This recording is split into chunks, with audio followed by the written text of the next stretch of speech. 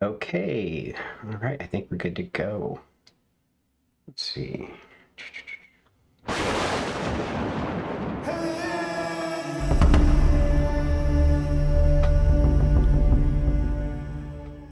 Well, hello, howdy, everybody. Welcome to the show. Today we're going to be talking about obtaining the powers of the planet. So I have some classes on planetary magic. I've got some instructions I give out about how to obtain the great work and accomplish the great work within the framework of the Zeus myth. You know, I've got a system of initiations that are supposed to be empowering and making us more efficient in our ways as magicians in our path, in our attempts to accomplish the great work, you know, to become more spiritually into that kind of thing. And the key to all of this stuff within my approach has been planetary magic, because in the 16th century grimoire tradition sort of stuff that I based my magic on, planetary magic was key to all of that. It was understood that according to the Corpus Hermeticum, that when we descended into our physical forms, we received a portion of the powers of each of these planetary spheres that are represented in the physical world by the planets of the wandering stars. And they are indicative of the chain of manifestation, right? The phases that an idea goes through as it moves down from this I in the infinite all, the source of all, into this experienced reality that we have. It goes through these 7 phases and gets these different powers and energies and abilities to manifest certain aspects of our existence that have been categorized by things like time and starting and stopping in Saturn, and the greater benefic of Jupiter and the lesser benefic of Venus, right? And they each have their own attributes, right? So these qualities of our life have been categorized in these 7 planets, and each of these spheres rules over that aspect of existence. And our initiation into those spheres helps us receive these powers and work with them, right? So today we're going to talk about the planetary powers that we get from the spheres, how to get those powers, how to integrate those powers, how to get better at using those powers, and we'll see where we go from there. So yeah, so before I get started on all of that, let me take my glasses off so I can actually see. All right. Yes, I'm getting to the age where I need bifocals, and I have not yet managed to get those. All right, so let's see. Before we go too much further, I wanted to talk about. Let me turn this off. Dun dun dun dun dun. Money. So if you check my links down below in the description, there should be some links to the my web page where I've got my products for sale and my classes for sale. All of the things that we're talking about on these shows, both live and the members only shows, they are supported by my classes. The techniques to actually do the conjurations are explained in the conjuration class.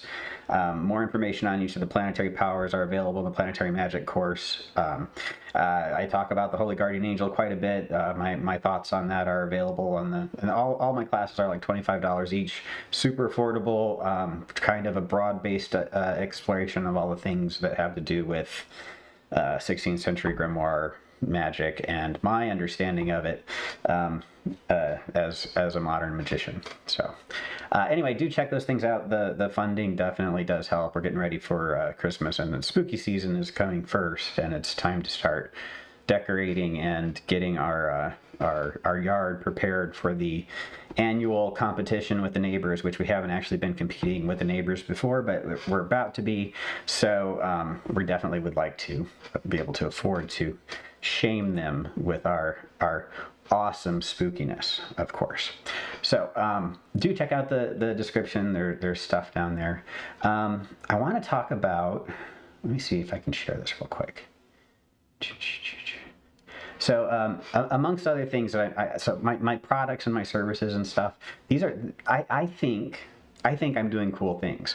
I've got a lathe. I've been working on this wood crafting stuff. I'm going to show you some pictures of it because I've been wanting to show this off on my channel here for a little bit. I think I've got it set up to be able to do that.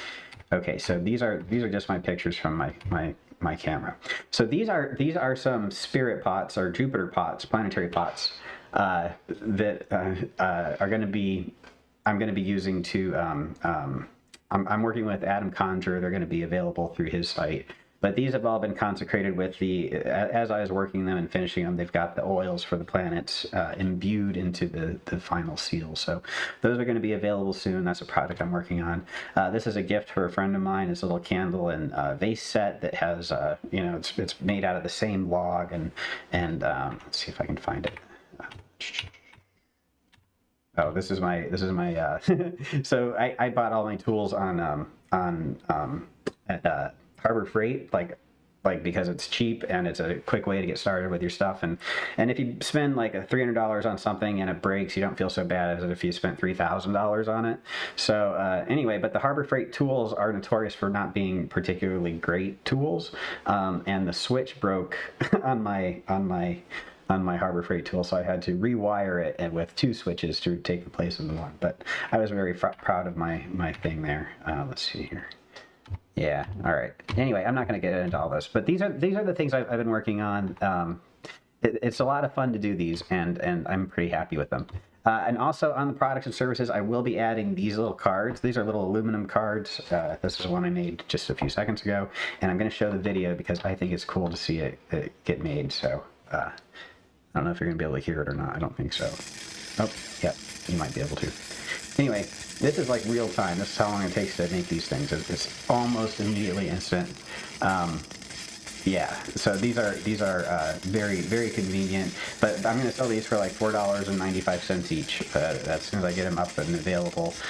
Super cheap, super convenient. They fit in your wallet, and they've got the table of practice on the other side. Ta-da! And they've got all the seals for the angels, and they've got all the names of the spirits of the planets that you need to work with them in the material world. So anyway, those are what are going on there. So that's all I wanted to say about my stuff and junk. On the monetary front. So let's see. All right, so that was the money, and I already showed you the laser video. All right, so let's go ahead and jump into obtaining the powers of the planets. First of all, the key to everything, the key to this all. What are we doing? Why do we want power? What is the power of the planets? Why do we attain spiritual power? What is the point of all these things? Yes, hi Astrals. Yes, you should totally buy everything. Hey Qigong, nice to see you. I'm also fond of Santa Claus as a Jupiterian spirit. I like the idea of Jupiter as Santa Claus. Like you make your list of things that you want, and you write your list out of what your desires are, and you put it in something like these Jupiter pots, and that's your thing. And then these Jupiter spirits get to work manifesting it. I think life should be that easy, and I'm doing my best to make it happen. So. That's the goal, right? You know, just why not? Why not have little manifestation engines all around your life, everywhere you go, working on creating the things you want. This is part of the inspiration that came out of my personal initiations into the planetary spheres. I learned how to work with these energies. I've learned how to make them super conveniently available to me in my daily use. I've got all my stuff behind me, my stuff and junk that is quick and easy magic. I light tea light candles and incense sticks. I say my prayers. I do my daily devotionals so that the energies are all up and running and empowered all the time. But this is easy magic, you guys, and I don't think magic should be that freaking hard. And I think it's been too hard for too long, and we need to do something about that. So if you like complicated systems, there are plenty of people teaching very complicated systems. They are complete, they are comprehensive. They are overkill in my opinion most of the time, 90% of the time, but I'm a very practical person. I like to get to the point, and well, not when I'm talking, but but I do like to get to the point with my magic. So speaking of getting to the point, all right, so the whole point of the great work, in my understanding, is to remember that we are the incarnated aspects of deity that we are. right? I love Zeus and the metaphor of Zeus as Zeus the all-in-all, right? He's the god that took over everything, recreated the universe in his image. He's the demiurge. And if you think about the universe we live in being created by somebody like Zeus, it would make a lot more sense than if it was created by somebody like the Nuos mind that happens to know everything and gives a crap about everything and is good. The idea of the Platonic good is something that we can experientially, reject. It's just not like that in real life. So once you understand that, you start looking at reality. You say, hey, there's bad things that happen, and you have to come up with a reason to explain why bad things happen if the mind is really good. And either there's an evil enemy or the whole story is a lie, right? There's no just goodness. There's no goodness. There's just, it is what it is, and sometimes it feels good and sometimes it feels bad, but meanwhile it's just trying to live, and it's trying to explore itself, and it's trying to enjoy itself, right? And if you look at the life of Zeus, the god, the Olympic god from the Hesiod, he lived this life where he was just always exploring, he was conquering, he was raised to be the next king, he was raised to overthrow his father. He overthrew this titan, this titanic struggle. He was king. He went around having sex and having children and having a good time, enjoying his life. He eventually consumed the source of everything and recreated the universe in his own image. And this whole universe seems to operate as if it was created by somebody who likes to go around and have a good time without really considering necessarily the consequence of their actions as it impacts other parts of themselves, right? There's a sense that if the universe is all one thing, it is a constant threat to itself and others, right? The universe itself is fundamentally dangerous, right? You can't live without dying. You can't continue to breathe without eating something and killing it to absorb its nutrients. You can't just turn sunlight into breath, right? We have to have a transfer process that involves things living and dying and working together in their lives and their deaths to create our energy so that we can watch Netflix. This universe is kind of screwed up, right? I mean, if you look at it, the things that had to die just so that we could sit in front of a TV, it's mind-boggling how many billions of years went into me sitting here giving you a podcast, right? I mean, it's incredible, right? So, I forgot what I was talking about. All right, so these powers of the planets, right? The whole experience of things, right? That this deity that we wrap up in ourselves. I really did forget what I was talking about there. I'm sorry.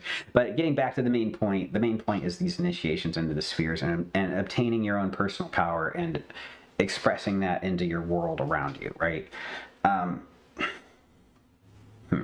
So when you really want to get into the whole process of doing this within the system of the grimoires, Agrippa, the 3 books of occult philosophy, the whole 16th century great work that has influenced what we know of today in our occult mysteries in the Western or in the Western European mystical and magical traditions.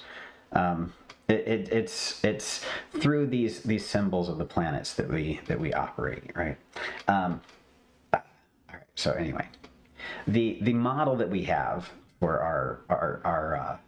our method of obtaining this, right? So going back to Agrippa, the point of the great work is to know yourself, right? Hey, Agatha, how's it going? To know yourself and to understand that you are part of this all thing, right? And I remember now, we were talking about the things that were wrong with the world, right? And you have to have room in your philosophy for something to be wrong. So anyway, if this universe does make sense, it makes best sense, in my opinion, as if it were a reflection of the demiurgic Zeus that kind of understands what he wants, but really doesn't necessarily understand the impact on other people. I feel like our role in existence, I've talked before about how human beings are the condensation point between the unmanifest and the manifest, And it's through our actions and our decisions that the will of Zeus is actually going to be manifest, right? And the creation of this world happens through us making our choices and doing what we're going to do throughout our day and impacting others and building our lives, right? So this process of creating the universe, we hurt ourselves and we hurt others, right? As we learn about ourselves, we go through this. The great work is the transformation of ourselves from excrement into gold, right? And from the problems in life to the solutions in life that bring us happiness and pleasure instead of frustration and pain. That's the point of the great work.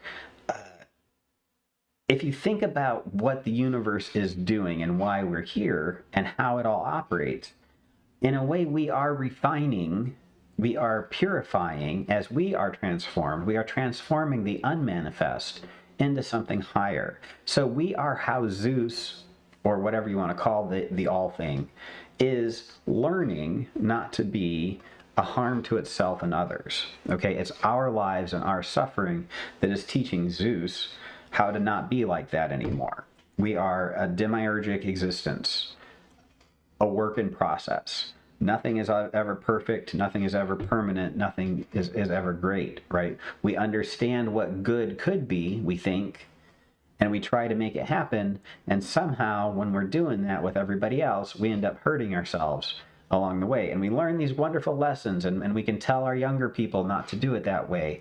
But maybe they listen and maybe they don't. You know, and maybe we're right and maybe we're wrong. And maybe the solution we came up with is hurting ourselves and we find that out later. It's screwed up. There's no guarantee that we're going to understand any of this stuff and that it's going to lead to anywhere specifically great, right? But what we can extrapolate from our experience of our lives is that we learn from our mistakes and it gets better. I was talking to a friend of mine the other day about how, we tend to think of starting over in life. Like somebody had posted about a midlife crisis, and the meme was, I'd be in crisis too if my life was just mid, and I understand that.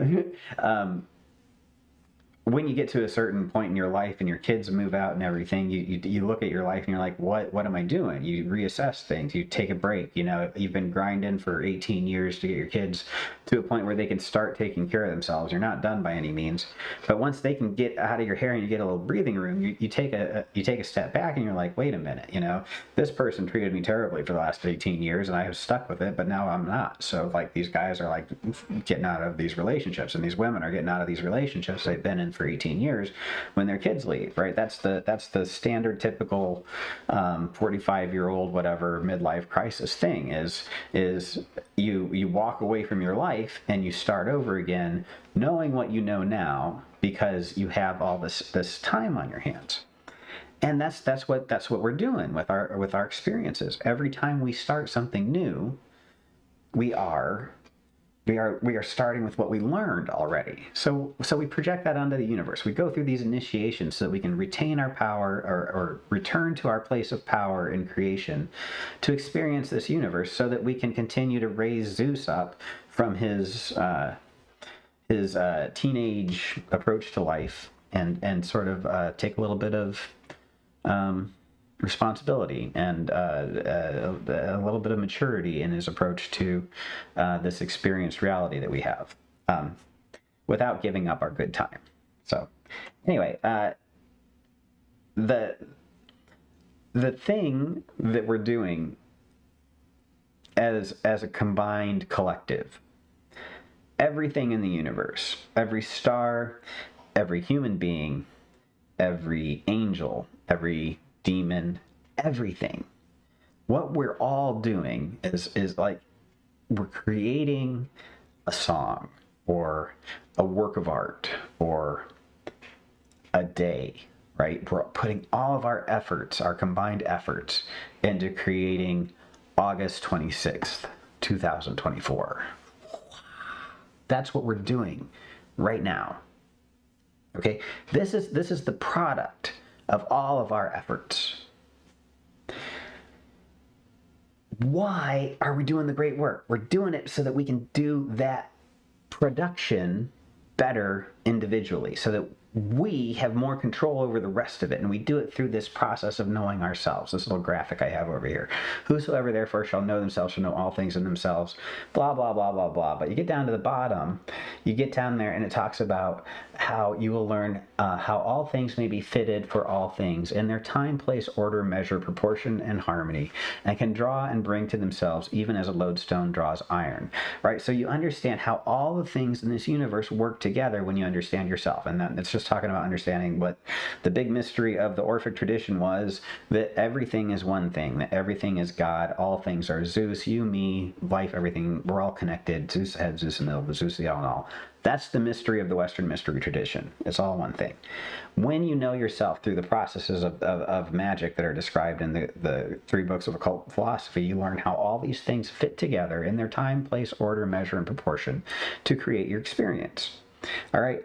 And you understand that you get that power through the 7 spheres. So how do you create the world? You create the world by knowing yourself, right?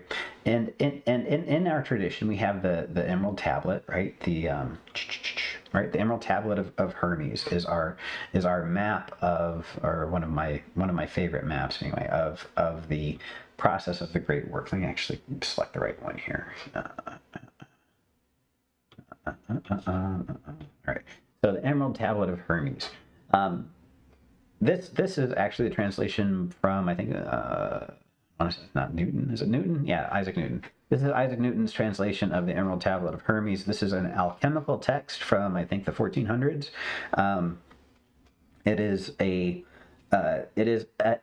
metaphor for the Great Work. It is a metaphor for the creation of a very specific type of chemical. If you understand what all the hidden meanings are, I do not know all those magical words. I don't know what they mean. Adam McLean might. I think he has a pretty good understanding of what this operation creates. I don't have that understanding. I don't care.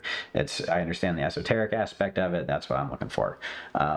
I've used this model to pursue God and experience God and return to this world and have a measure of success creating my experiences. So that's why I talk about this stuff, because I think it's cool and it's effective and it works. And I feel like everybody else would have a better time if you were controlling your life instead of complaining about things. So yeah. Not you guys, by the way. My regulars are great. My regular people, I love you all the best. You're the most fun people I've known throughout this whole thing, going through this whole process. I think right now I'm having more fun with being Rufus Opus or whatever the hell I am. I'm enjoying it more today than I have ever before. So, and a lot of that is just because you guys are great. It's a good audience. It's a great set of people. So, point is all right, Emerald Tablet.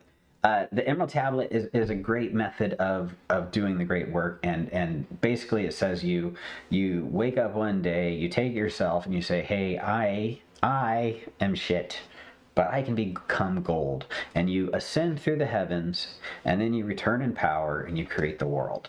All right, there's a lot of words around this. True without error, certain and most true. That which is above is as that which is below, and that which is below is as that which is above. Right, and all the mysteries of the Western mystery tradition are here. You know, that which is above is as that which is below, because it's all one thing. The mystery is one thing, right?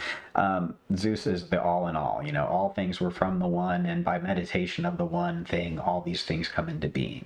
Okay, this is how creation happens, right? This is just, it's a nice poetical thing about how when you think about things, and then you can finally put it into words, and then you can make a plan, and then you can generate things with the pieces and parts that you know where they're at and how they fit together. Then you can have an experience. This is just process management. This is how things come into being, and it's a nice little poetic device, and it's a nice spiritual process. But it's a way for people to understand how to build a life. Okay, it's very practical. It's very spiritual. It's very mystical. We get these powers, but it's also very practical. Right, and we'll look a little bit at that a little bit later here. So anyway, this is the pattern of the great work. It's rise through the heavens and return in power. Yeah. So how do we do that? right? So how do we do this process? How do we move up through the spheres and get these initiations? How do we go through these transformations? And what is it going to be like, you know? So, yeah. All right. So the first thing you have to do is find the door, right? And to obtain all these powers, you know, the model is the Emerald Tablet of Hermes, right? The model is the Corpus Hermeticum, the Divine Pander. You know, do I have that open over here? I do not. I was going to show the Divine Pander, but the Divine Pander is it's from drawing a blank. It's from the Corpus Hermeticum, right? And the Corpus Hermeticum is attributed to Hermes Trismegistus, and it's the core text of Hermetic beliefs. And in previous talks recently, I've been talking about how the Corpus Hermeticum was reintroduced to Europe, and it changed the face of what we experience as the Great Work today, right? And everything is modeled on this. All of our Hermetic magic goes back to this Corpus Hermeticum, and the Divine Pander is the main text that explains how the human soul came down to earth and goes through the methods of returning to us that power that we gained when we became real. But the first step is to go through this door, right? You go up through the heavens and you return in power, according to the Emerald Tablet. But finding that door is like the hardest part. And once you've got and all the door is magic, right? It's doing the conjuration right. And in 7 spheres, I have a real simple method. You conjure the spirit, you read the Orphic hymn that's associated with the planet, and you ask it to initiate you. It's a simple process. But what's going on? Right. So what is it? It's not hard to do this. This door isn't that hard to find. It's not impossible to access it. It's not complicated. I have a conjuration class for $25. I'm not going to sell my crap all through the whole thing, but I'm just saying this because it's easy. But go to esotericarchives.com, and there's a whole they're drawing spirits into crystals. It's for free. Just read it. It's not that easy to do it, but it's pretty easy. I figured it out. You can probably figure it out. I'm not the smartest person in the world. That's your door. You know, any conjuration rite is your door. The spirits of initiation are the intelligences of the 7 spheres, are the gods of the planets. You know, we call it Mercury. Mercury is Hermes. Hermes is the god. You conjure the god to get an initiation into the sphere of Hermes.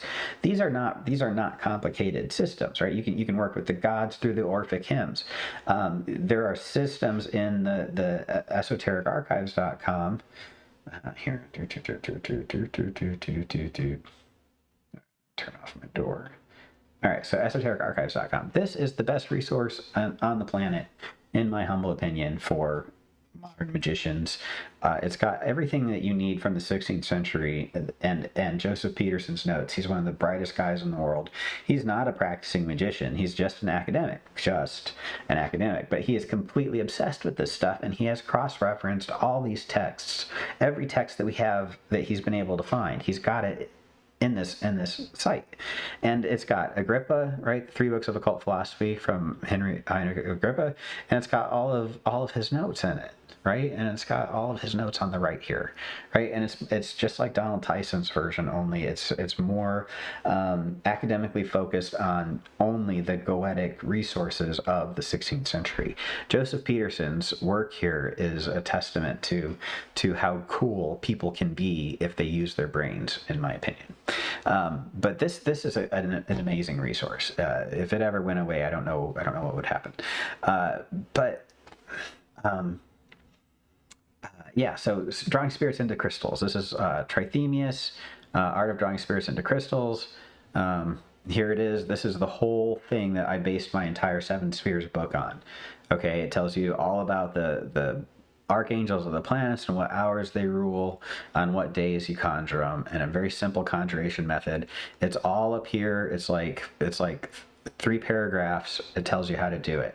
Okay, and it's so simple, even I could figure it out. All right, and you can be conjuring tonight using it. That's what I did. I read this the night after I started reading it. I think I wrote one note to the Solomonic Yahoo group about the four kings. I didn't get an answer, so I just went ahead and used what was on here, and it worked fine. And that night I got in touch with Gabriel. It was a Monday, and I talked to Gabriel. It was a great time. It was wonderful. And that kicked off my whole initiatory experience. Started there in the moon, right?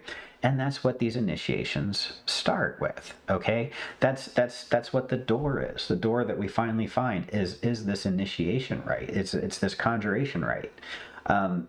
If you look at all the stuff that an initiation is supposed to take you through, right? You go through this whole process of ascending through the spheres. You start out as a complete noob, and as you begin to process, you begin to grow and expand and become some winged celestial being, right?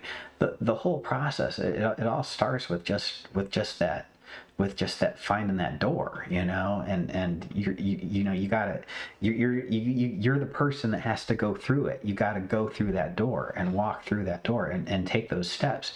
And once you're in that, and you're going through the initiation process, that's when it starts to transform you into all those things, right? Let's see, what was this one going to be about?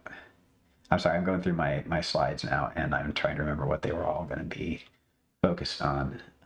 All right. So, oh yes, process of initiation. That's what this one was. Haha.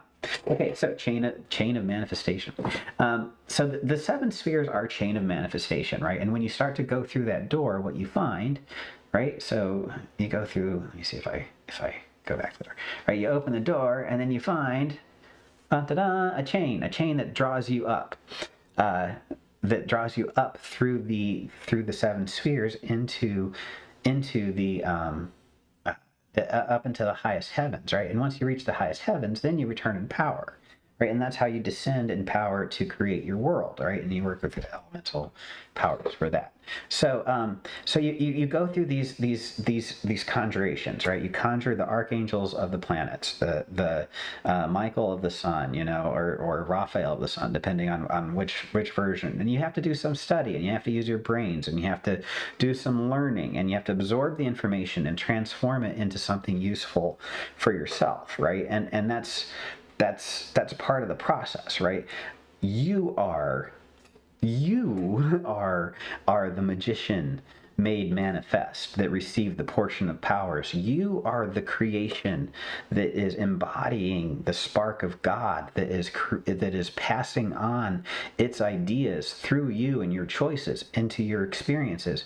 You are that lens that is focusing the light of the divine into this projection, through this projection into this universe, to receive it and take the information back and teach God how to be a little bit more of a grown-up. Maybe that's what we're doing. Maybe that's hubris. I don't know, but that's what it feels like to me. Maybe, but this whole process of climbing this chain, it's to return to that full experience of the divine God, right? If I let me turn everything off for a second, right? This, I hope, yeah, you can still hear me, I think. That eye in the pyramid, that shining eye in the pyramid, that represents the eternal infinite all that is watching and experiencing everything all the time. That's why I have that up in the corner all the time, is because that eye is watching through you right now, and we're all kind of experiencing this moment together. And it's part of our experience on purpose. We're using the seven powers that we received to come into being right now, to create an opportunity for you guys to hear what I have to say, for me to say the things that I have to say. I'm going to be told I'm wrong. I'm going to learn more about it. You're going to hear about it and say, oh, this is great information, maybe, I hope. And you're going to use it, and it's going to change your life a little bit. And you're going to see where I'm right and where I'm wrong based on your experiences. And you're going to be able to create something even better than what I'm making, because it's going to be for you, right? And you're interpreting it yourself. I'm just laying out what I've done that seems to have worked, and if it works for you, it's great. But it's this chain that leads you back up to that eye, to you, your eye, your center, that is experiencing everything, so you can understand yourself better, so that you can know yourself and understand all of, all of the other stuff, right? You know, the know thyself stuff. I lost that one. Here it is, right? That whole, oops, there it is. Yeah, know thyself. It goes back to knowing yourself. The chain leads up to knowing yourself so that you can actually return to that place of power. And on the way, you have to go through these initiations and integrate those powers a little bit more. All right. So let me go back to your notes here real quick, or your comments. Thank you for the compliment. I like to be helpful. Doing the 7 spheres rituals this week. Yes, start immediately. You can't do it any sooner than today, you know, and it's Sunday, you know. You should probably start, for me, I recommend Monday. You know, start Monday, go up through the 7 spheres. You should probably wait a couple weeks. You should do 1 sphere and wait a couple weeks to see how it goes. Nobody does that. Let me rephrase that. Some people do that. I don't do that. I didn't do that. The more you go through these spheres, you're going to create problems in your life. It's a dangerous process. It's not safe. I want to make sure that if you start doing the 7 sphere rituals this week, you don't expect everything to be great, because, and we'll talk about this in just a second, but the initiation process is clearing you out so that you can project that power into the world, right? And to get that power, a clear signal into this world, it has to clean up that mess that's in the way. And who messes it up? Your mom and your dad and your friends at school and your enemies at school and your teachers at school and the people who abused you and the people who took advantage of you and the people who take your purity and your innocence. They take these things from you and they leave a scar. They leave a smudge of dirt between you and the light. And the things that you project then become dark. And you hurt people and you hurt yourself because there's darkness that's part of you. And we go through these initiations and it purifies you. And it's not fun necessarily, and it's not easy, and it's not simple. I mean, it is simple. You conjure a spirit and you ask for an initiation. But what you get is a transformation of your heart, of your mind, of your soul, of all the things that stopped you from being able to use the powers of the moon to create, to wax and wane the things that you want to see grow in your life and shrink in your life, because you were blind to your power to control the manifestation of your experiences. You didn't know that because somebody took that away from you, or you forgot, or you never bothered to learn in the first place. But this is your opportunity, all right? And the process of learning, like a little kid who has nobody to tell them what they're doing, because no religion teaches you this. I have my teachings on this, but you know what? I'm just a guy with an internet connection and a will to know God. I want what's at the top of that chain. For me, and I think it's useful for everybody else too. But I'm just a guy. You guys got to figure this out on your own, right? These are the tools I've used. You have to use them for your own, right? And it's not safe, right? It's gonna release things. You're gonna tap into the dark side of yourself. You're gonna find things, all right, that aren't great to deal with. It's okay. It gets better. You never lose anything that you need in this process. You only become cleaner, and you only become stronger, and you only become more yourself. And it's a stronger you, and it's a harder you. You know, it's meaner than it used to be because you've got boundaries now, and you don't let people take that don't deserve, or that you don't choose to give to. You take authority over yourself, and you learn how to do that because you control the power that you're projecting. It's not something that somebody else has conditioned you. You know, your love language was something that is an expression of your heart, but it was formed by other people in your life. What if you got to create your own love language? How would you be able to do that without the power of Venus to go back into your heart, soften that, let it be cleaned out, cleansed, purified, healed, empowered, strengthened, forged anew?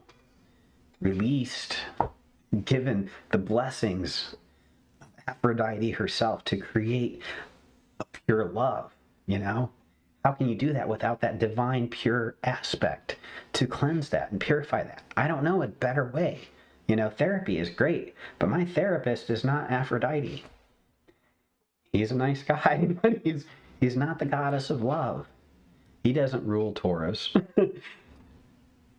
You know, these rituals that we use are keys to finding the ways to purify ourselves, to cleanse ourselves, to know who we could be if we climbed up that chain and we met God.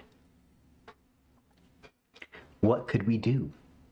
Who could we be, right? So anyway, this process it's not safe, all right? It's not without results. It's going to change you, and it's going to change your world. So I want to make sure that there is somebody counting the cost before you jump into this. So, all right, getting back to the comments, which started all this. Yeah, start doing the 7 spheres rituals this week. Yes, start doing them. Yes, transform your life. Yes, embrace that process. But do be aware that it changes everything if you take it seriously. This world is messed up. And every pain in your life that you have to deal with, you're going to have to solve the problem, right? To get to a point where it doesn't hurt anymore. And usually it's easy, especially with magic. They help. They help everything. They help everything that you're dealing with if you remember to ask them to, right? Oh, I'm finding out that my heart is broken because I was betrayed and I have to deal with all these trust issues. Oh, I'm so alone. Where's my value? What's my, you know, you can go through all this process where you need a therapist to help you heal, or you can say, oh, Aphrodite, I feel terrible going through this process. Can you hasten it along? Can you clean it up a little bit faster? Can you do the hard work for me? Can you make it easier? And they take it from you. You don't have to heal yourself. I mean, you're the only one that can heal yourself, but you don't have. Magic helps.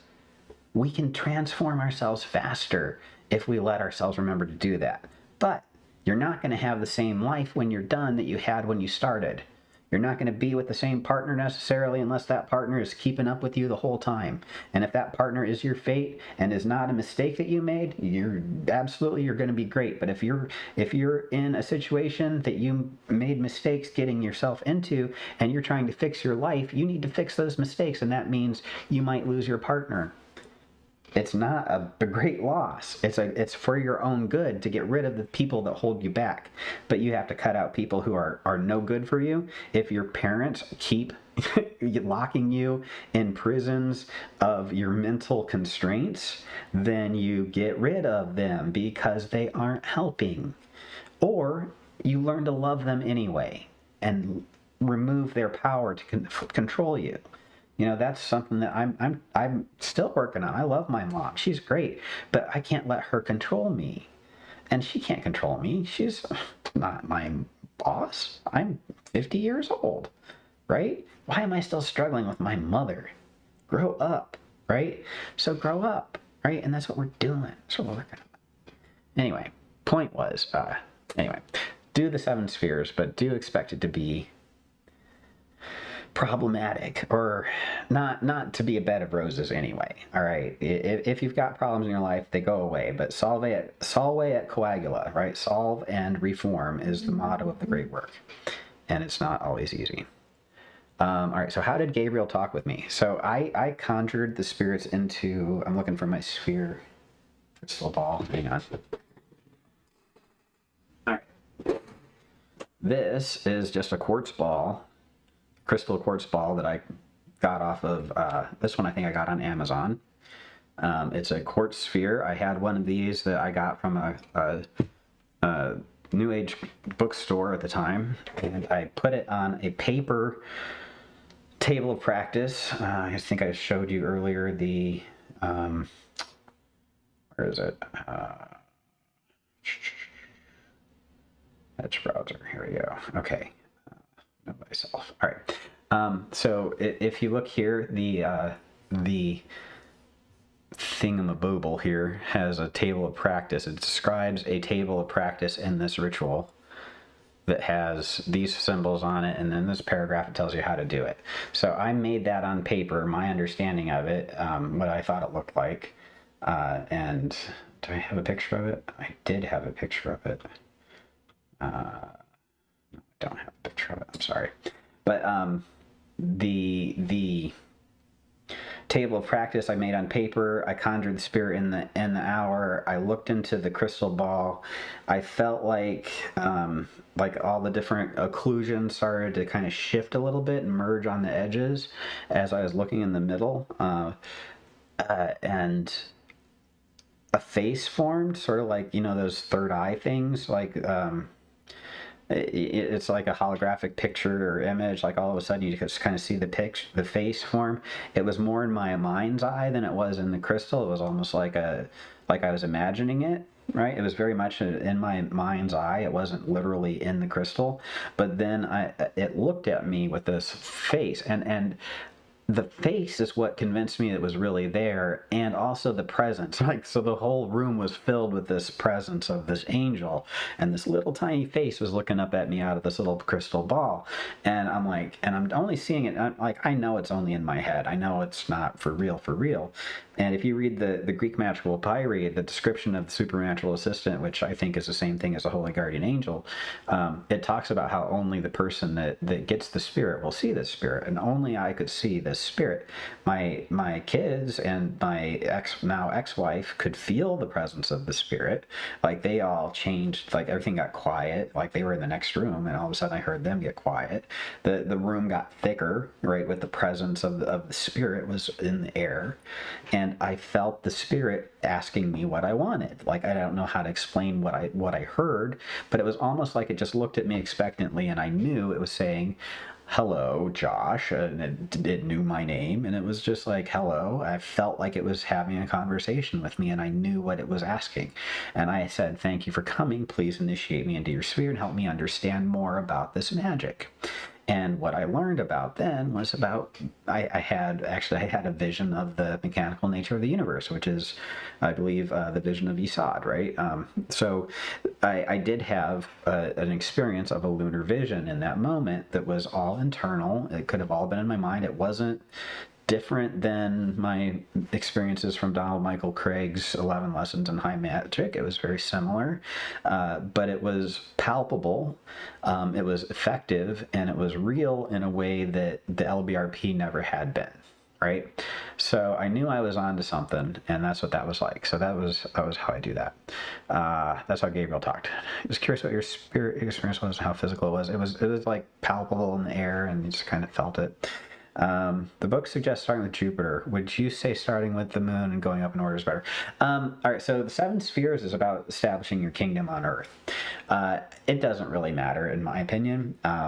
The 7 spheres I put in the order of Jupiter down because it's about establishing your kingdom, right? And drawing down that power. But if you read through the book, it does talk about the corpus hermeticum and the whole process of attaining all those things.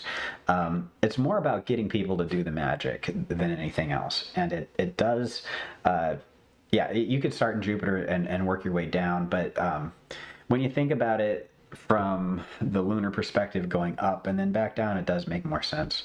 But the 7 spheres is mainly about establishing your kingdom and drawing those forces down. And at the time, I thought that was a better way to do it. These days, I try to be more gentle. So Justin Bieber says, "How do I properly do a satanic ritual?" Awesome. See cleaner and stronger, that is. Wait a minute. I didn't see that one. I don't know what that is. It looks like I've got some strange people. Yeah, but to properly do a satanic ritual, you can use the 7 spheres, or you can use the art of drawing spirits into crystals. You just need a symbol for Satan and his name, and you just call on him to appear using his name and his seal. It's pretty simple. Go for it. Let's see cleaner and stronger. I don't know what that is. Each planet help us to be the best version of ourselves. Yes. You said to start the 7 spheres ASAP. Is there anything we should know if this is our starting point? Should we start with banishing the basics? Okay, so Julian, like I said, it's not the the systems of magic that teach you to start with things like an LBRP and banishing and doing ritual assume you're an idiot and you don't know anything and you're dumb and you don't know anything and you're dumb. So I don't assume that about people. I assume that people are pretty fucking smart. I think we figure things out pretty quickly. And I just spilled water all over the floor. For look how smart we are. I think we're pretty smart when it comes to this kind of thing. I think our spirits are intuitively connected to every other spirit. And I think that when we start working with them, we are working with other parts of ourselves, right? And it's... I don't feel like we're ever doing it alone. I feel like we're God reaching out to another part of God to draw God back to God so God can experience God more fully and have a better time in the body with more God stuff to work with. That's what I think we're doing here. And I don't think we're going to hurt ourselves too badly. I think that we're actually working on making things better and not worse. So I tend to trust things. I don't think these spirits are going to hurt us, and I don't think there's anything that we can conjure with magic that we can't put down with magic. It's better to learn how to do magic, right? Of course, you learn LBRP is a great way to practice doing ritual magic, but it's not ritual magic. Ritual magic is prayer. Prayer is all it used to be, was let me pray. And then it was let me pray plus I've got the symbol and a name. And then it was now I'm going to pray with the symbol and the name, and I know that it likes incense and ebony, and on Tuesdays at 4 it seems like I get better communication with it, right? And then it was like, oh, and now that I have this other initiation from this other god, when I talk to this spirit it changes my relationship in this way, so I'm going to wear this robe when I conjure this spirit on Tuesday and say my prayer and use the name and the seal that I got, right? It's over time. If you look back through history of magic and occult practices, it goes from simple to complex, just like our science goes from 4 elements to a table of elements that has a lot of elements. I don't know how many we have these days. I lost count. But we get more complicated as we understand more things. But the simple things remain true, right? We know the earth isn't made, that the physical world is not made of just earth, air, fire, and water, but we can use those as categories to classify experiences in samsara, in the world with other human beings, right? When things are active, we can say they're fiery. The element of fire still exists in our life if we use it as a symbol to interpret things. We didn't lose anything to get here. Uranium and fire work together as elements if you use your brain to switch your context from physical properties with atoms and weight to types of experiences that we process with these symbols, right? We move it from a physical world from the outside to an internal world, the experienced world, right? So we have one set of elements for one thing and we have a different set of symbols for something else. We're not stupid, right? So what magic teaches you in these magical systems like the Golden Dawn and the AA is the process of talking to God in a very complicated way.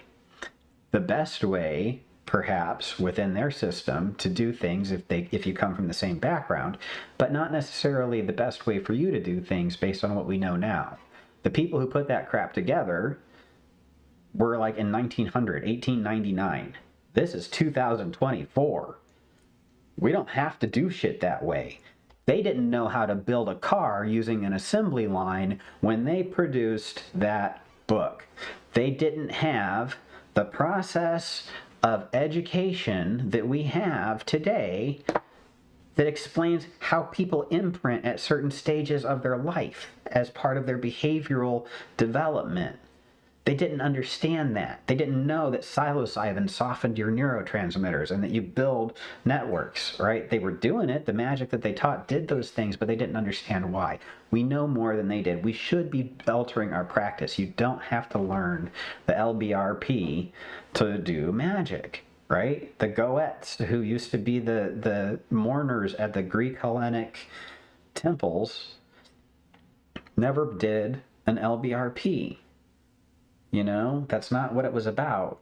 When you conjured Lilith, you didn't do an LBRP. You didn't do an LBRP at the crossroads to talk to Hecate, right? You should have some courage, you should do some magic, and you shouldn't worry so much about it. Everything you're experiencing, you're just going into Yoda's cave here. This whole fucking thing is just Yoda's cave. You ain't gonna hurt yourself if you don't want to. Don't hurt yourself. Stop hitting yourself. You'll be okay. Anyway, yes.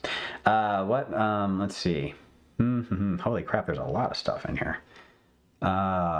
Let's see. Should we start with banishing the basics? No. Just start. I don't think you should. I think that if you look at the art of drawing spirits into crystals, the circle itself is a banishing. The creation of the circle is a banishing. You're building the universe around you with all of these intelligences that rule over the planets and the powers and the elements. You're building that when you draw the fucking circle.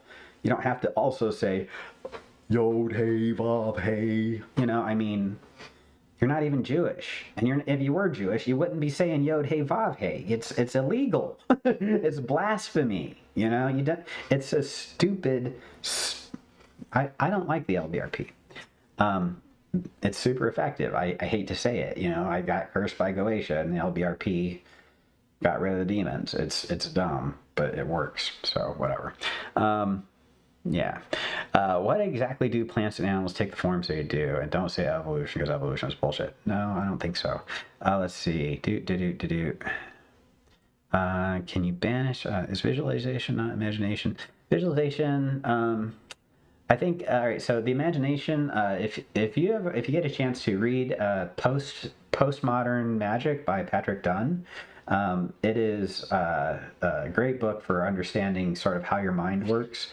It was written in the 90s or early 2000s, and it definitely shows. But the information in it was really useful to me at the time, and it talked about how the imagination is a bidirectional communication device.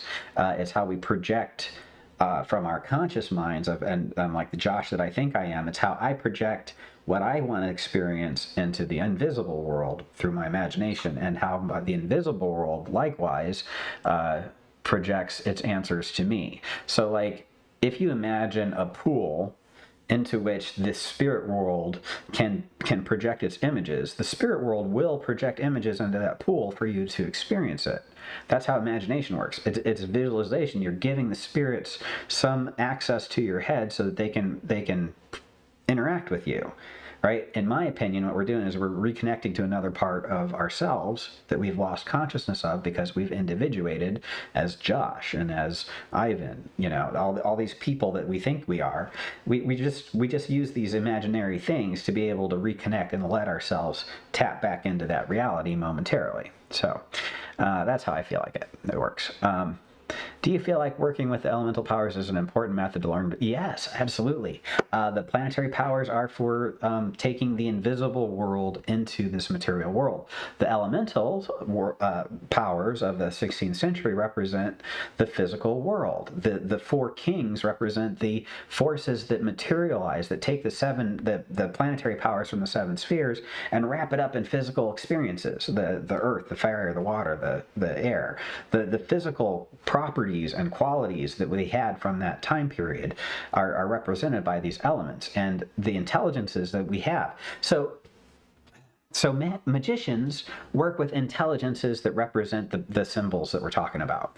We don't work with fire, pure fire. We work with Orions, you know, the king of fire, right? We don't work with water, or we work with Edgin, you know.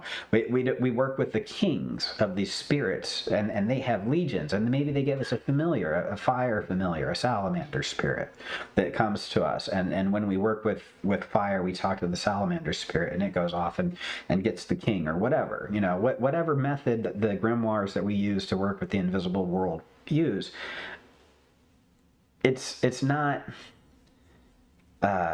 It's not the powers that we work with. It's a spirit. It's an intelligence, according to the grimoire tradition. We conjure the spirits and these intelligences, and they do the manifestation, and we control them with our words. You know, we're hermetic magicians. Hermes is like Thoth. Thoth is the god of words, the writing. You know, he writes things.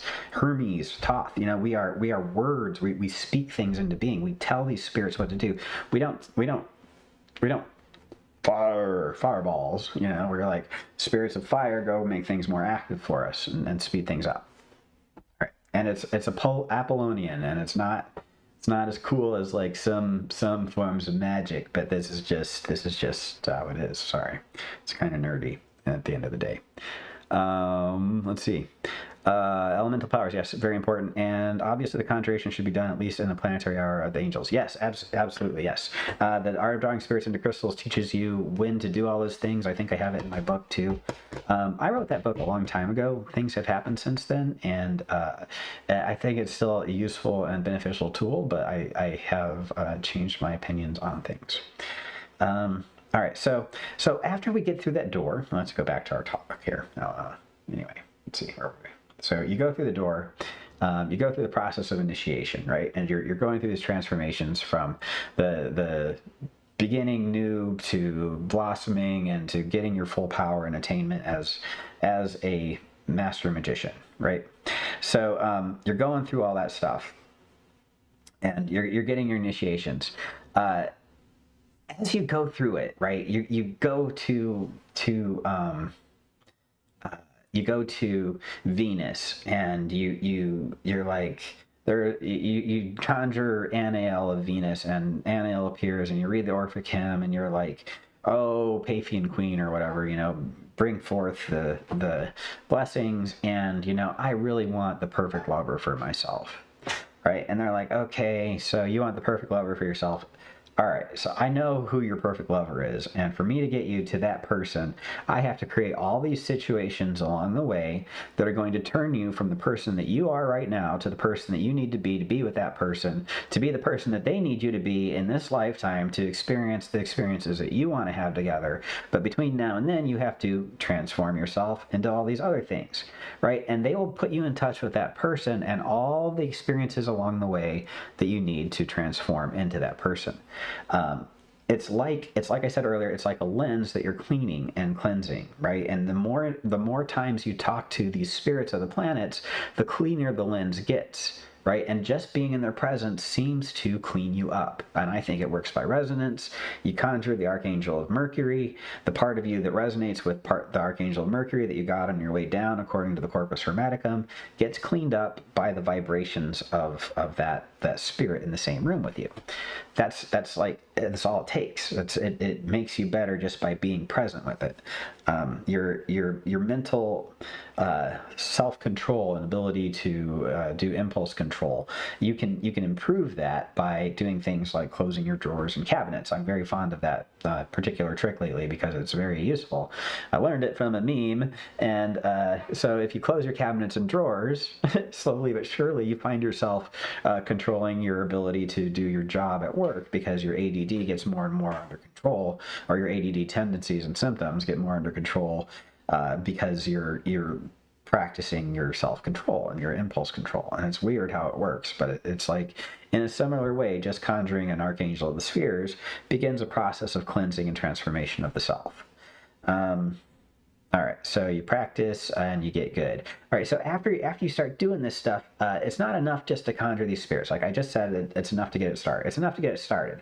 But then you start practicing it, right? And yet, like, you take their Jupiter initiations, and you're like, Jupiter, initiate me, bring me health and necessary wealth, you know? And all of a sudden, you're like, have all these opportunities to get jobs and learn more information, get new skills, and you have new friends who are doing new interesting things, and you have, they're showing you these YouTube videos about power washers, and you see a power washer for free on Craigslist, and next thing you know, you're making $3,000 a week on a power washer business that you never even heard of, and you're like, where did I get $3,000 a week from doing, like, spraying a hose all day, right? It's not that big of it. It's like, one thing leads to another, you know, and you don't think, oh wow, Jupiter gave me a pile of cash. It's not that. It's you found a job opportunity for yourself that you wouldn't have without doing these initiations, right? But as you learn how to do that, you know, you get better at it, and you're like, oh well, if I can do that with a $3,000 a week power washing business, you know, well, what if I turn my attention to restaurants? You know, restaurants make more money, and that's something that somebody without an education can get into. Or what if I turn my attention to woodworking? Woodworking is simple. It's easy, you know, for someone who's interested in that kind of thing. You know, drone flying. That's fun. How about video games? Do you know that you can have a YouTube channel that makes $3,000 a week doing recordings of you flying an airplane? You know that? You can do that. You can. There's a guy I know that drives not pickup trucks, cross country trucks, right, for a living, and he's making as much as a YouTube guy that videotapes himself, well, not video, I mean, you know, he broadcasts himself playing a truck simulator where for hours he'll drive a truck in a video game. It's not even a real truck, you know? I'm like, wow. It's incredible. It's just incredible. But anyway, the point is that these spirits will work to make you these opportunities, and the initiations kick off this stream of events that purify you, give you experiences, but you have to seize it, right? You have to project that into the world, and the more you project that blessing into the world, the more it comes back to you.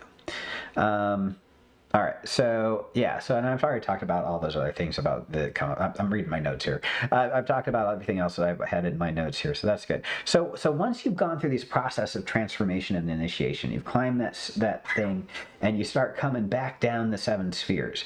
One of the things you find, and this is for the more advanced people out there who've already been doing this for a while, if you're like I was probably about 5 or 6 years ago, you realize you've got all this attainment and you want and you don't know what you want anymore, right? Like we were talking earlier about midlife crises.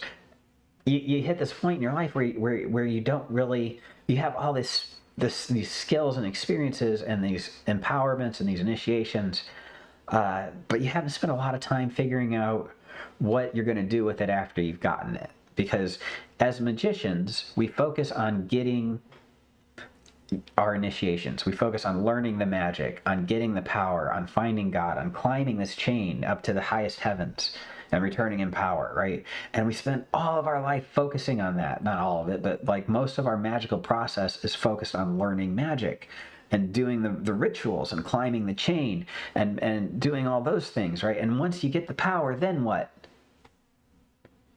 Whatever you want. But what do you want? Where along the way have you learned that? In the AA, you're doing journal work the whole time, and you're talking to a mentor, and you've got someone to help hold your hand.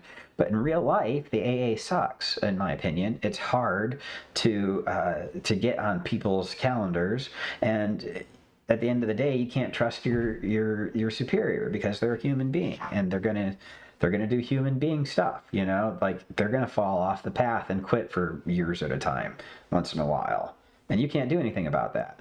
And according to Crowley, you're stuck with that. Yeah, screw that. Not for me. No, thank you.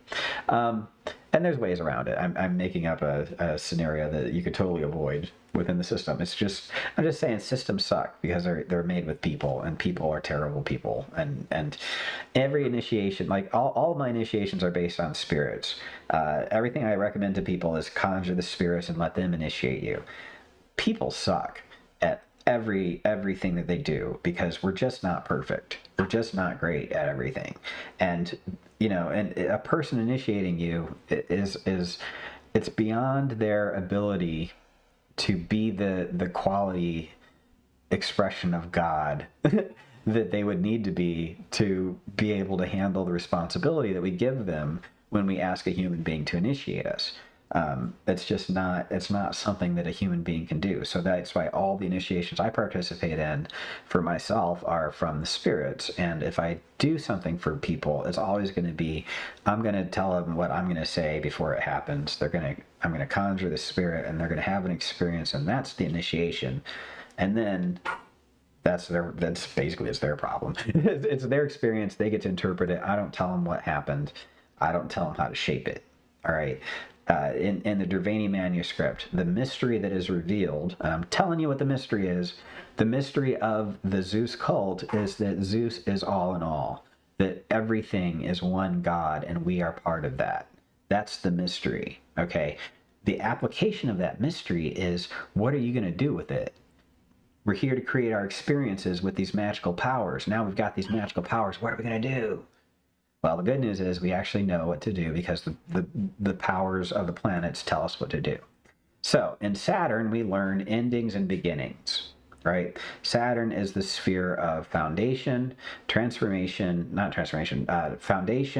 boundaries, terminus, right? The ends of things, the beginnings and the ends. It's represented by a scythe because it cuts.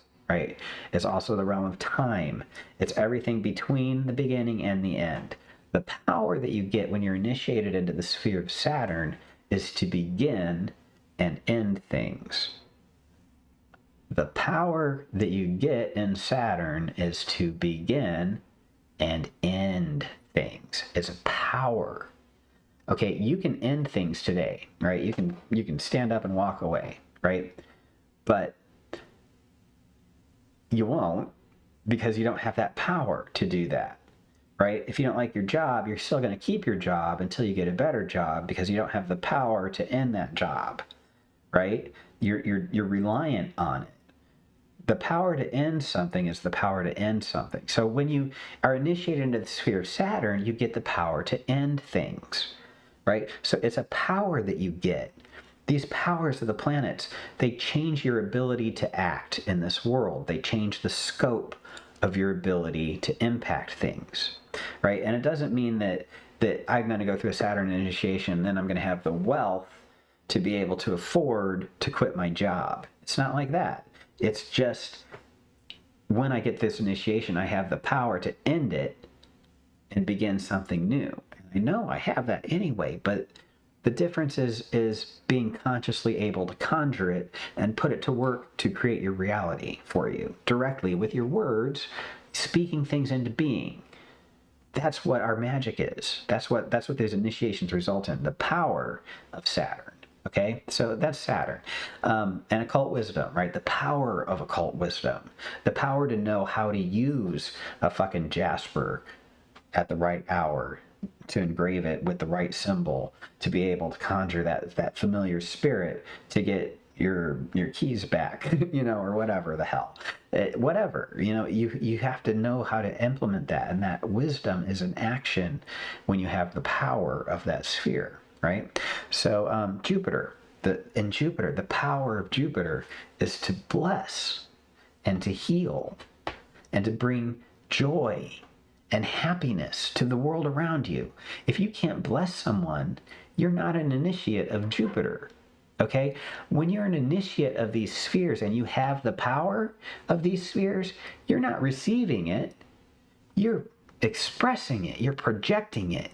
You are a fountain of Jupiter when you're an initiate of Jupiter. You're a fountain of Saturn when you're an initiate of Saturn. You're projecting this shit when you want to, according to your plan, to build your life.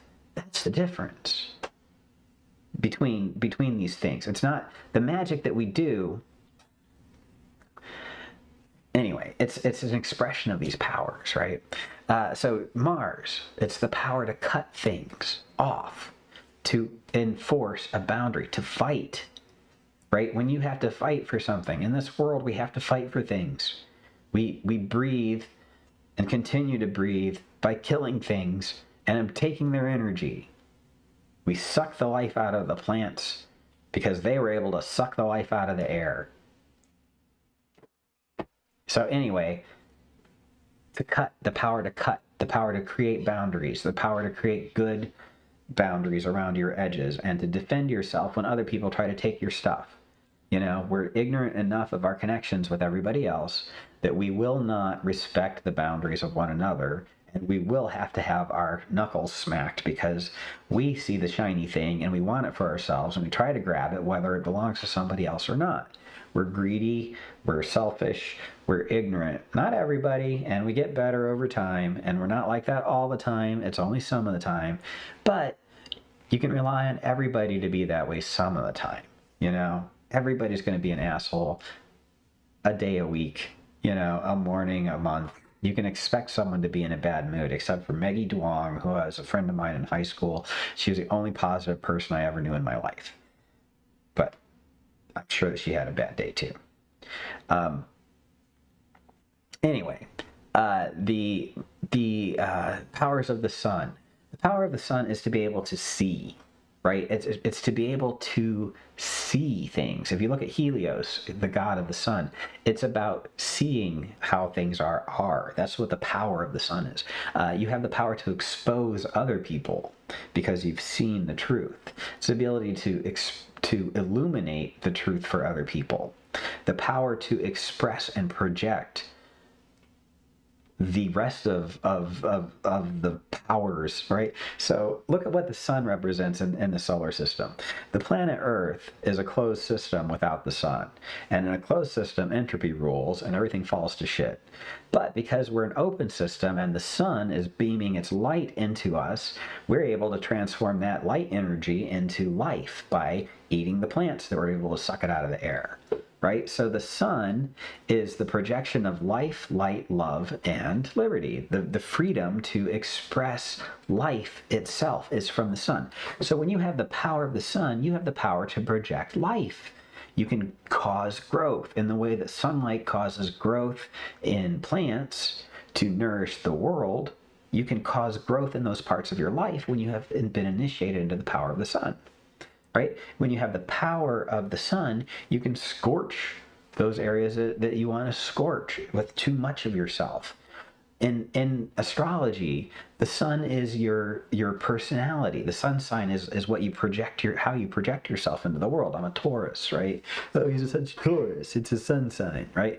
My sun. So the sun is how I project my personality into this world. My personality is how I change the world. My personality is how I express my voice. It's how I shape my words. It's how I decide what I'm going to do in the morning. It's how I decide what I want to have for dinner tonight. It's through my personality. My sun is my projection of my manipulation of other people in this society through my personality to get what I want. That's what the sun is. The power of the sun is your personality. So maybe your personality gets strengthened a little bit, you know, because you have the power to create life, to grow it how you want to, where you want it to grow. Venus, what is the power of Venus? To fuck and enjoy it and actually create things if you want to, but to experience the joy of creation, the joy and the pleasure of creation. Venus was formed out of the foam that fell out of the Iranian king's genitals when Cronus cut him off, right? The phallus went on to become the Fascinus, the little winged phallus, and that became the sun itself, right? And the golden phallus of the god is the sun, and Venus came up out of the foam in the sea. Right? The creative power of the sun that breathes life into things is the phallus of Uranus. And the foam, the seed, and the joy of the expression of existence is Aphrodite, is love, is the pleasure, eros, sex, the of orgasm, of creation, the frisson of the process of creation. That's Aphrodite, right? That's that union of the masculine and feminine, the fuckery of it all. It's the power of Venus, the power to enjoy your life. Joy is the lesser benefic, right? Well, joy is actually of Jupiter, right? So there's the greater benefic of joy of Jupiter, but the joy of sex is the lesser benefic. It's not the primary goal, right? The primary goal is health and wealth, right? To be able to experience more things. But the enjoyment of health and wealth results in the enjoyment of sex and pleasurable experiences. And it might not be sex if you're asexual, but something that is similar to you in that orgasmic feeling of creation. The power to enjoy creation is yours in Venus. In Mercury, the power of the sphere of Hermes is the power to discern things, the power to be cogitative, to be cognitive, to be able to classify things, to rationalize things, to understand the manipulations of others, to manipulate others, to plan, to network, to connect things. The power to discern connections between things is the power of Mercury. It's fast. It gets around. It knows what's going on, right?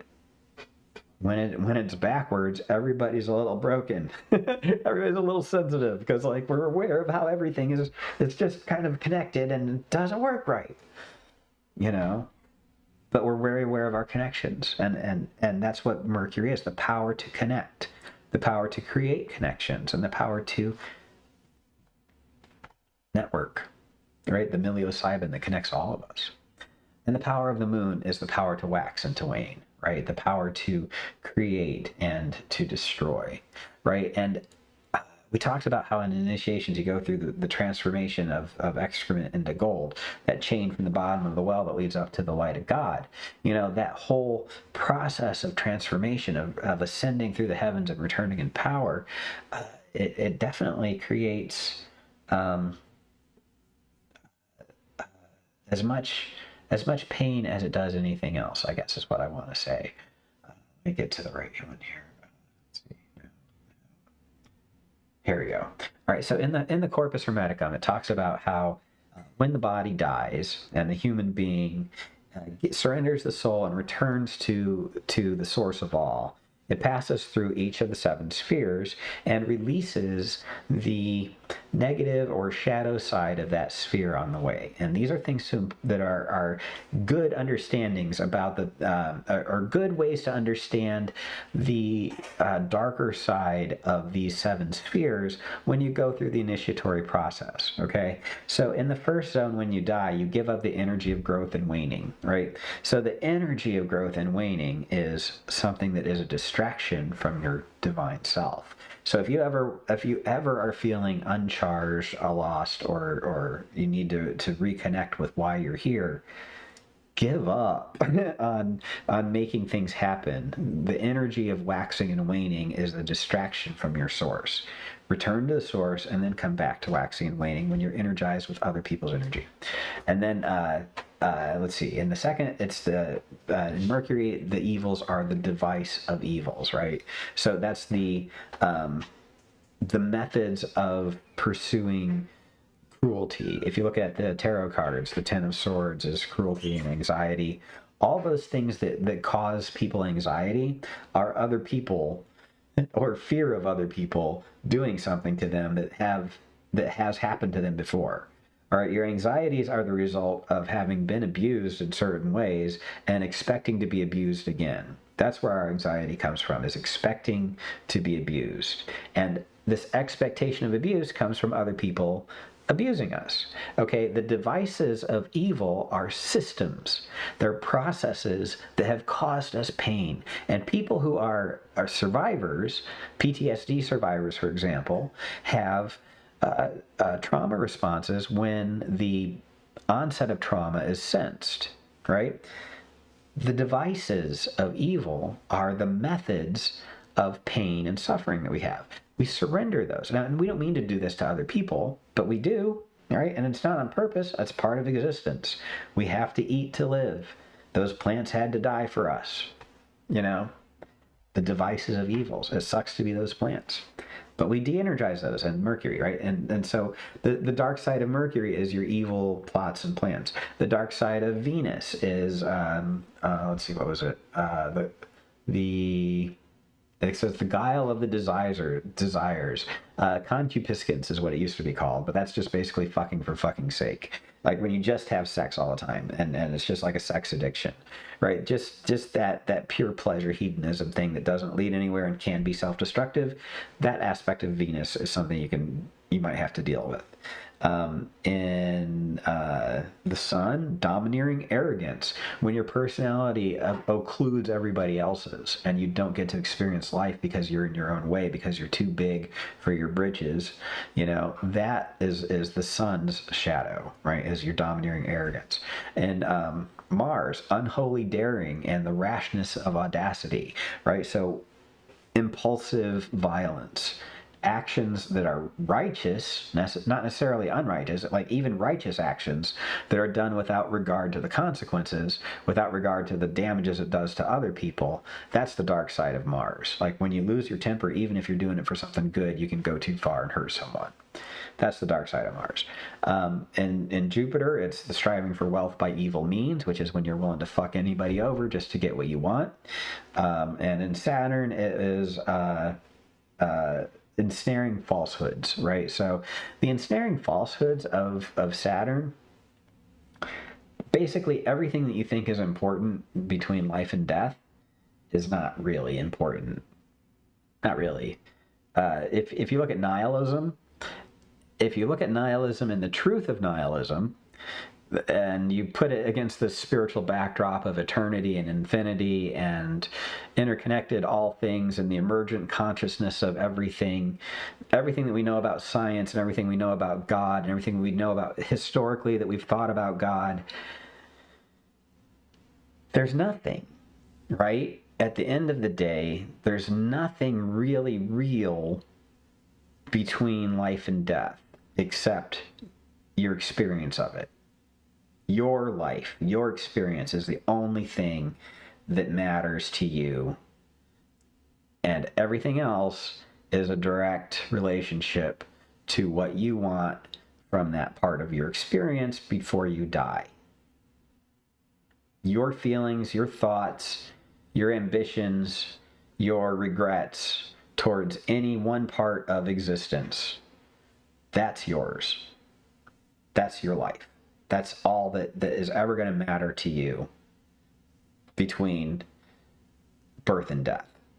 Before that, we don't know. After that, we don't know. For sure, we know between birth and death. Those are the ensnaring falsehoods of Saturn. Everything that we experience is the ensnaring falsehood of Saturn because it only exists between birth and death. And that's the thing is that doesn't really matter. It's not really real. That's anyway, that darkness of nihilism is something you have to deal with in the seventh sphere with Saturn. So anyway, those are the powers of the seven spheres, right? Those are what it is, right? That's just, in my experience, your mileage may vary, of course. I'm not sure that's going to be, I'm not sure it's going to be the same for you. So let's see here. Where were we? Buenas tardes, saludos desde Mexico. Saludos desde United States. I'm terrible at Spanish. I grew up in Texas. I should know better, but I don't. What's your stance on fasting before the initiations or rituals overall? So fasting, what does it do to you chemically? It changes your body chemistry, right? It makes you feel more clear. It makes you feel a little bit more aware, right? We know what's going on chemically. You've got more, cortisol, and you're a little bit more on edge. You're more aware. You're going to be in a different state of consciousness. Low blood sugar can create an altered state. If you're into that, go for it. I think it's useful for meditation and spirituality. I think that your body is more capable of producing the kind of chemicals that you need to have a spiritual experience when you don't have a bunch of beef in your belly that you're trying to digest. And I think it is purely chemical. So yes, I think you should fast. I think you should observe all those requirements for such religious practices that are given to you, because somebody who recommended them tried it and it felt better to them when they did it. So take their advice, see if you like it. If you don't like it, don't do it. I'm not a vegan. I'm not a vegetarian. I like beef. but I'm not going to have a hamburger before I conjure Hecate because I want to be able to experience Hecate. I might have a hamburger before I conjure Jupiter because I can conjure Jupiter with beef in my belly and experience him. But I want to conjure Hecate or Hermes. I want something light, or Artemis. If I want to conjure something fun and that I don't have to drag my stomach around behind me everywhere I go, I'm not going to have a beef burger. It's common sense when you think about it. But yes. Anyway, so let's see. If you want to burn, tell others how they feel. I'll get some kindling. I don't understand all this stuff. To distract you away from higher potential, to have you in desire, to have you in dread and worry. Yep. I think. Okay, whatever. I don't know what the dweller is talking about, but truth is the truth. Just don't expect it to be the TV's and hierarchy's truth. Yeah, I don't know. Whatever the dweller, whoever the dweller is, I think you're not really great. Whatever. Agatha Dunlop. Death doesn't matter. Yeah, it matters to you, right? It matters to me, and my death is going to be important to me, right? The death of my father matters to me. Other people's deaths matter to me. Yeah, death matters. It matters within that ball of what matters, within the sphere of Saturn, or within the sphere of existence. It matters, but is that sphere of existence really real? According to Hermetics, no, it's not. So, according to Hermetics, no, death doesn't really matter. Death is not really real. I had a friend when we were on a lot of mushrooms. For a long time, and then we were all sober for a bit, and we were talking about death and trips and what we learned from our trips and everything, and what we thought now that we were sober and whether or not we really believed it anymore. And he says to me, you know what? I don't know for sure what happens when I die, no matter what I've experienced so far, but I do think that if I killed you, you'd probably live through it. I was like, that's such a weird way to look at it, and I didn't feel comfortable being around him anymore after that. But that's the truth of it. If I died, I'd probably live through it. Is what I expect. It's probably ignorant. It's probably biological, but I don't know if it's really. I don't know. I don't know that it really matters. It matters to me. They know how to mind control value away, but not currency value. Value your boss, value your parents, value your friends in your life, except the mind control. Yes. Okay. Ascension matters more than death, but death is an occurrence to become without the flesh and body. Sunlight Hemisphere is all we need and encompasses everything. Do you recommend a follow-up book or magical working after? No. Planetary magic is a part of your great work. It's not everything. Everything is everything, right? Magic isn't everything. But no, so for me, I think you need I recommend the Holy Guardian Angel, like some analog to it, some spiritual assistant that will provide for other spirits and connect you with other spirits. I think that's very important and useful. I think the elemental kings, I think you need to be initiated into the 4 elements to understand how your material world works. I think that's important. I think you need to have a cosmology. You have to have a belief. What's your ladder to heaven look like? Why are you conjuring the 7 planets? Like the Corpus Hermeticum says, we're all part of God, and we need to be reminded of that so that we can create life. Do you believe that? Is that really it for you? Is that just? I mean, I like it, but is that for you? Does that work? I mean, why not, right? But you got to figure that out, right? Is that enough? No. Planetary magic by itself is not enough, in my opinion. I don't think anybody can just do planetary magic. If you look at the 7 Pinnacles of Solomon, I don't have a picture of them handy, but each one has 4 spirits on them, and for that, not each one, but the within each of the set of planetary seals for Solomon, there is a planetary seal that has 4 spirits on it. And in my opinion, each one of those are related to the elemental worlds. So even if you work just with the spirits of a planet, you're eventually going to find an elemental counterpart. So you don't ever actually end up working just with one or the other. If you start with the 7 spheres, I guarantee that if you set out to only do 7 spheres, you'll never just do 7 spheres. It's only a part of it, and it will lead you to other things if it works. If it really works the way I think it works, it will definitely make you want to work with spirits of the elements, and also with all the gods, or one of them anyway. So for sure. Let's see. Push yourself even when you die. That is a message of ascension. Exactly. Yeah, you never quit. Will conjuring the sun put us in contact with our HGA? No, not necessarily. It's different things. So the Golden Dawn put initiation into the Tifereth as an initiatory process. And when you got initiated into Tifereth, you also did the work that was related to attaining knowledge and conversation with your holy guardian angel. It was part of the grade. You couldn't finish your Tifereth grade, if I understand it right, until you received your knowledge and conversation. It's not supposed to be that big of a deal. It's not supposed to be that hard. People, I think, don't understand it, but you're just supposed to do it. But just because you get initiated into the sun doesn't mean you also get your HGA. It's not necessarily the same thing. I used to think it was, but it turns out it's not like that in real life. It's just the Golden Dawn put Holy Guardian Angel with Sun and said, together, now kiss, and we're like, oh, well, if they put it together, then the sun must be the Holy Guardian Angel. It's not true. It's just they thought solar work needed a Holy Guardian Angel. Everybody else before them said you get a familiar spirit first. That's the first thing you do. And then you learn magic from your familiar spirit. Golden Dawn was like, let us teach you all these rituals first, and then you will get someone who knows what they're talking about, but we'll tell you first what to do. And it wasn't bad. It works, but I have a poor opinion of that part of it. I think it's arrogant.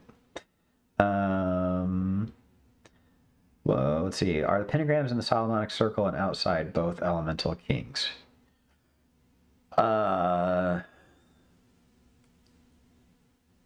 I don't think so.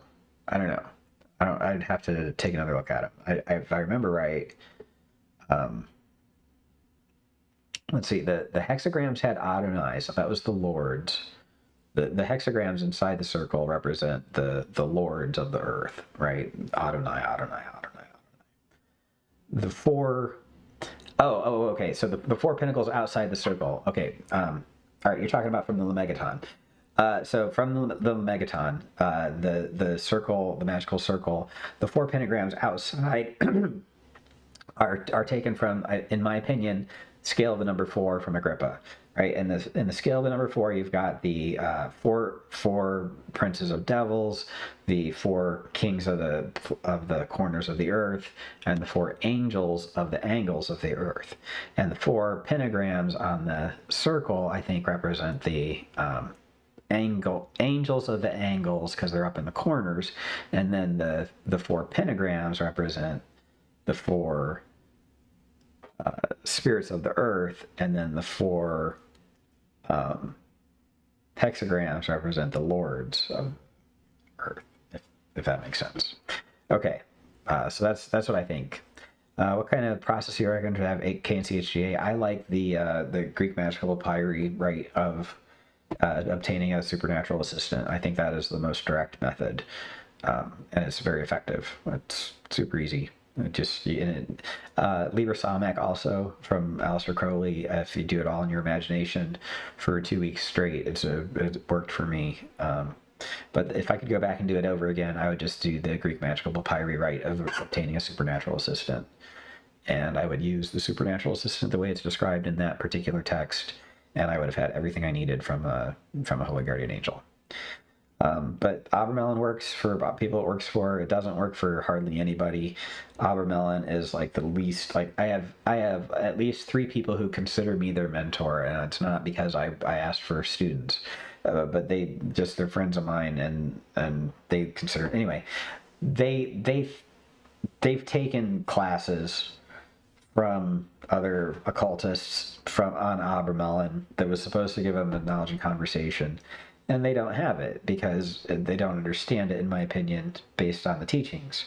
In real life, the Holy Guardian Angel is not just what you get in Abramelin, and Abramelin does not work for everyone, and we don't have all the squares, and people who recreated it are wrong. They just made it up. It might be right, but not likely. Anyway, so Abramelin doesn't work for everybody. So what does work for everybody, it's not going to be the same thing. You gotta find your own path for sure. It can be so there's another method where you close your eyes and you imagine an intelligence over your left shoulder speaking to you, and that intelligence is your Holy Guardian Angel. It's too scary for a lot of people to accept that it's that easy. So they have to go through a lot of steps. But you can just imagine a voice over your left shoulder talking to you, and people are gonna be like, "But what if it's a demon? What if it's a demon? You're screwed, buddy." Anyway, whatever. Let's see. Abramelin is too hard. It really is. Let's see. The process, ultimate truth about this world, not personal experiences, but really what is the nature of life, or what is the real history. I really do believe that it's just the mystery of one thing. It's a big imaginary thing like they talk about in Hindu stuff. It's Brahma's dream.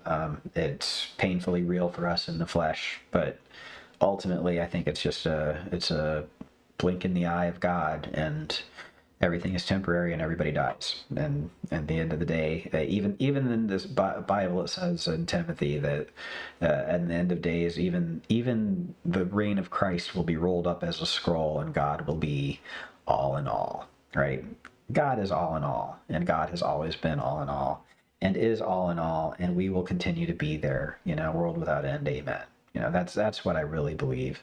I don't think this is real for real, but I don't think it's any less real because I don't think it doesn't matter. It definitely matters because we're in it. But I don't think it really, I don't know. I just think we're going to be fine. It'll be fine. But my ultimate reality, my ultimate belief about everything is it'll be fine. It'll be okay. It'll work out. It's going to hurt some people. It's going to hurt me. It's not going to be fun all the time. It might be really terrible. But overall, life will be okay. Let's see. Halael. The 3D world is real. We do bleed, but we are just in the body until it does. Then we wake up. I remember this from past lives. Yeah, exactly. Right. It's easier for me to obtain the same as natal genius. Thank you. Yes. Abramelin is more binding for the demon kings. Yes, it is. It's yes. Well, no, Joey. Kind of. Abramelin is for obtaining that experience with the Holy Guardian Angel, and then while you're having that experience, his holiness is so powerful that when you conjure the demons, they have to obey, and they are so pained to be in the presence of this angel that they will agree to do anything to get out of his presence because he's so holy. And it's his holiness is like shining death rays at them the whole time, and just to escape the agony of his presence, they will do anything. So that's what the Holy Guardian Angel is. It's really like you're supposed to be doing it for this wonderful experience, but then while he's here, hey buddy, while you're here, give me all these spirits to obey me forever. So yes, it is like that. I screwed up so much in this life, past lives would be enlightening. Yes, totally. Need a decoder ring and a secret handshake. Yeah, totally. Did you screw up, or were you right on track for your own learning? We all fuck up. It's nothing rare. It's the most common thing out there practically. The point is try and learn from our mistakes. Exactly. To attain consciousness, kingdom of God within. Exactly. Well, it will sort of. Yes, exactly. Sort of, right? And it's not going to be great for everybody, and that's the thing. And it doesn't minimize our experiences of it. It sucks to go through it, and it really does suck. And the other day, I I was like, somebody pointed out to me that I was white and male, and I was so offended. I was like, how dare you? Are you saying I have it easier than you? And yeah, they were saying I have it easier than them, and I do. I really do. I have it easier than them, you know, and it's not because of anything that's special about me. It's just I have a different set of experiences than they do. Does that minimize my experience of pain? You know, my partner cheats on me. Does it not break my heart? Do I not bleed? I mean, yes, I do, as I wipe my tears with my piles of cash. It's terrible. But, you know, I don't know. You can't minimize people's personal experiences, you know. But at the same time, the people experiencing their experiences always think it's the most important experiences and that everybody should stop and feel sorry for them. I feel that way. Big deal. So, all right, that's all I got for today. Thank you guys for your time. I appreciate everybody hanging out. I had a lot of fun. Everybody have a great afternoon. Have a good talk to you next time.